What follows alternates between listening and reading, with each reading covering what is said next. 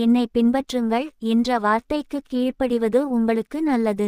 விவேகமான உண்மையுள்ள முயற்சிகள் மூலம் மற்றவர்களை ஒளிக்கு அழைத்துச் செல்வதே உங்கள் பங்கு.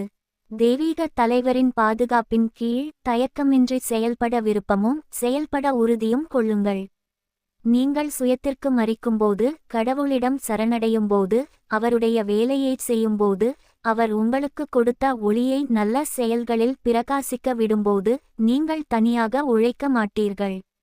அறியாதவர்களுக்கும் எல்லாவற்றிற்கும் முடிவு நெருங்கிவிட்டது என்பதை அறியாதவர்களுக்கும் அறிவூட்ட கடவுளின் கிருபை ஒத்துழைக்கிறது. It will be well with you as you obey the word. Follow me. Your part is to lead others to the light by judicious, faithful efforts under the guardianship of the divine leader, will to do, resolve to act without hesitation. When you die to self, when you surrender to God to do his work, to let the light that he has given you shine forth in good works, you will not labor alone. God's grace cooperate to enlighten the ignorant and those who do not know that the end of all things is at hand. ஆன்மாக்கள் மீது எதிரி செலுத்தும் உலக கவர்ச்சி சார்ந்த நாட்டத்தின் சோதனை முயற்சிகளை முறியடிக்க மனித முயற்சியுடன் தெய்வீக சக்தி ஒத்துழைக்கும். அழிந்து வரும் ஆன்மாக்கள் மீதான அன்பினால் உங்கள் இதயங்கள் ஈர்க்கப்படட்டும். உயரத்திலிருந்து பரலோகம் கொடுக்கும் தூண்டுதலுக்கு கீழ்ப்படியுங்கள்.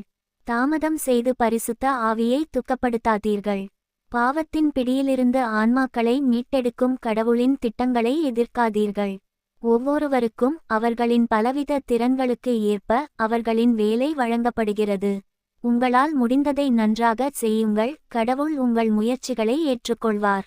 Divine power is to cooperate with human effort to break the spell of worldly enchantment that the enemy has cast upon souls. Let your hearts be drawn out in love for perishing souls. Obey the impulse given by high heaven. Grieve not the Holy Spirit by delay.